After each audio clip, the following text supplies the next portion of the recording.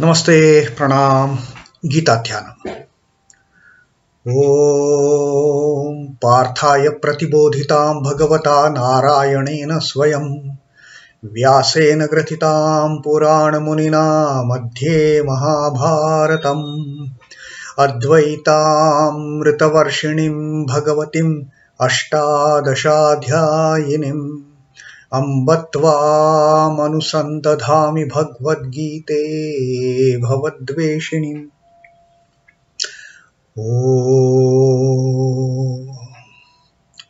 O Bhagavad Gita, with which Lord Narayana himself gave enlightenment to Partha, the ancient sage Vyasa included it in the Mahabharata. O Goddess, showerer of the nectar-like knowledge of non-dualism contained in your 18 chapters. O my affectionate mother, the destroyer of rebirth, I meditate upon thee. Krishnavardhana. Vasudeva sutam devam kansa-chanūra-mardanam devaki paramanandam krishnam vande jagadgurum. Son of Vasudeva, the slayer of Kansa and Chanur, extreme delight for Mother Devaki, O Lord Krishna, the supreme teacher of the universe, my salutations to you. Srimad Bhagavad Gita, the 11th adhyaya of the Vishwarupa Darshana. And Arjuna is now realizing that God is not only that love and affection and compassion. Lord also has that another terrible and horrible side to his godhood. It is not just blessings. It is not just, showering love and mercy and grace and compassion. The Lord also has another side attached to that Godhead. Like we have all the things in this worldly life, we have everything in dualities, the good and bad, the holy and evil, the holy and unholy, the pleasure and pain. Likewise, even God is not devoid of that dual thing. God, on the one hand, he showers his grace most compassionately, and at the other side, he also has that terrible look. He also has that terrible form with all those innumerable heads, innumerable mouths, innumerable eyes, innumerable limbs. And not only that, not only mouths like ours, but mouths, all those terrifying mouths with the tusks coming out, the fire, fierce fire emitting from those mouths. And seeing that, Arjuna is petrified now. Arjuna is absolutely fearful. And he said that seeing your form touching the skies, your form as such, it has filled all the quarters of this space. It has filled all the interspaces between the earth and the heavens. Your form, this divine form, the Vishwarupa that I am seeing, it is touching the skies. Navas-prusham diktam aneka-varnam. And this universal form of yours, comprising of so many divine colors and attributes. Diktam aneka-varnam. Vyattananam vidipta vishala netram. Vyattananam is all those mouths wide open to grab something, to devour something. All the mouths. It is not that smiling mouth of Lord Krishna that we will so much love to see. It is not that smile anymore. Now it is open mouth. Vyakta ananam and dipta vishala netram. All those fiery, huge eyes, they are as if they are throwing that fire from the eyes to destroy this creation. That is the form that Arjuna has seen. Nabhas-prusham diptam aneka-varnam vyattananam dipta vishala netram dṛiṣhṭvaiva pravyathitantaratma. My antaratma, my inner soul is getting terrified. Pravyathitan antaratma. Seeing that, dṛiṣhṭvā hi tvam, seeing you, my inner being. Physically I am gone, even my inner being, which should not be affected by any of the good or bad, which should not be affected by the pleasure or pain, even that antaratma is now terrified having seen your form. Dhrutim na vindami shamam cha Vishnu. Says, I don't have courage, my dear Vishnu, my dear great Lord. I have no courage. I have lost my courage. I have lost my peace of mind also. My inner being itself is terrified now. What about to talk about me as a physical body? Physical body is all petrified, all terrified. But even my antaratma is. And with that antaratma also having pravyathitan, also having terrified. I find no courage. I find no peace. I'm gone case now. So that is what Arjuna had told us about the universal form of the Lord in 24th Shloka. 25th Shloka, let us see what Arjuna sees further. danṣhṭrā-karālāni mukhāni dṛiṣhṭvaiva kālānala-sannibhāni diśho na jāne na labhe śharma prasīda deveśha jagan-nivāsa. Now Arjuna is all in the prayerful mood, having seen this terrified form, terrific form, this terrible form of the Lord. Now Arjuna is he's in a prayerful attitude towards deveśha, towards the God of all the gods. Arjuna has seen all the gods and demigods and celestial beings in this universal form of the Lord. Arjuna has seen those Rudras, those Adityas and Vasus and Ashwinis and all those celestial beings, the Yakshas and the Gandharvas, the Asuras. Everything he has seen in this universal form. So now Arjuna knows this form of the Lord, this Vishwarupa, is a deveśha. It is the Lord of the Lords. It is not Lord of we human beings or Lord of the animal beings or the plant kingdom.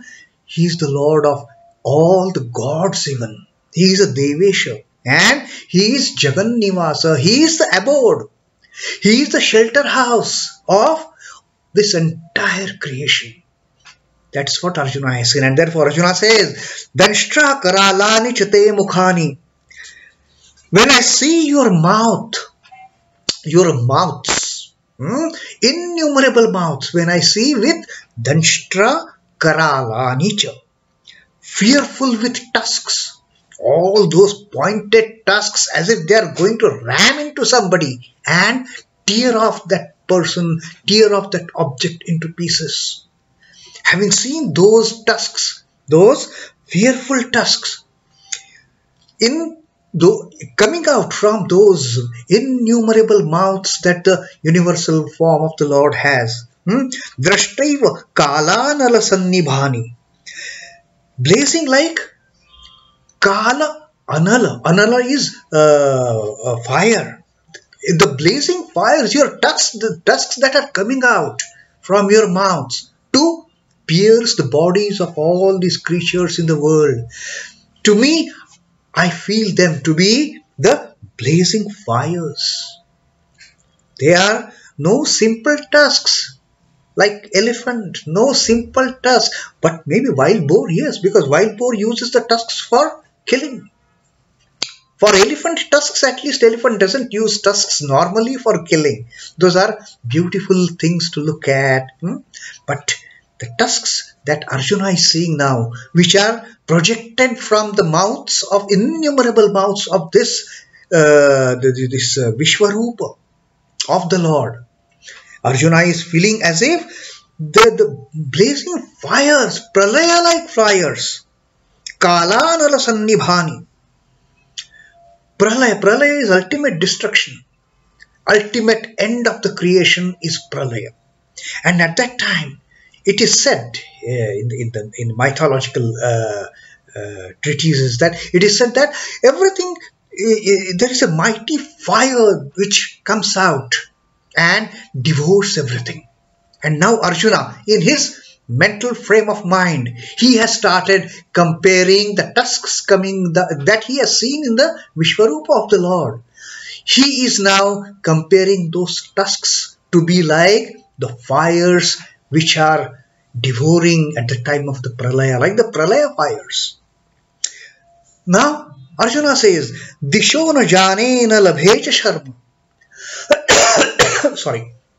Arjuna says, I am unable to look at. I am unable to perceive. I am unable to know the four directions even. Diśha, no jāne. I am not able to see where is east, where is east, west, north, south. I am so terrified now. I don't know even the quarters of this particular place, of this earth. Diśha na jāne, na labhe śharma, and also I am not finding peace. The courage and peace he has lost. He has already told Krishna that vindami shamam cha Vishnu, that I find neither courage nor peace. And here again Arjuna is so terrified, he has lost the peace of mind. He says, first of all, I am not able to, I do not know the four quarters which are surrounding me. I am unable to perceive them. I am unable to realize them. And I have no peace. Deveśha, jagan-nivāsa. Prasīda deveśha. Prasīda is, be gracious. Now see, now Arjuna is in that prayerful mood. He has come to that prayerful mood of asking the Lord, be gracious. I am absolutely terrified. I don't know what is around me. I don't have peace of mind. These the terrible tusks that I am seeing projecting out of your innumerable mouths. I am seeing them as the mighty fires of the Pralaya time. To me, your tusks, they are not ordinary tusks. To me, these are the fires which are devouring the creation. So this is what now Arjuna has finally conceded to the Lord, that, my God, it is so terrible. And be gracious, O Lord of gods, O Lord of lords, O Lord of all the Rudras and Adityas and Vasus and Ashwins and Gandharvas and Yakshas and Asuras, O Lord, O deveśha. Jagan-nivāsa, in you the entire creation resides. You are the abode of this entire universe. Be gracious to me and have mercy. Take away this terror, take away this horror that has built up in me. Take away all this the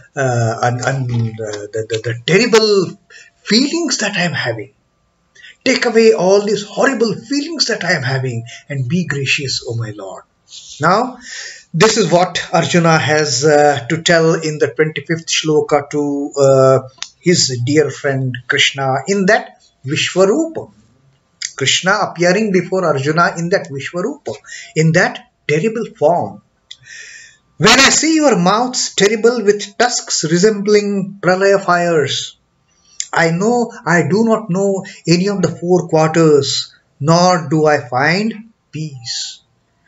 Be gracious, O Lord of gods, O abode of universe, O jagan-nivāsa, O deveśha, prasīda. Be gracious to me, have mercy on me, and grant me some kind of a peace of mind. Grant me courage. Grant me, remove this terror from my mind. Remove this horror from my mind. Remove this fear from my mind that has taken up having seen your terrible form.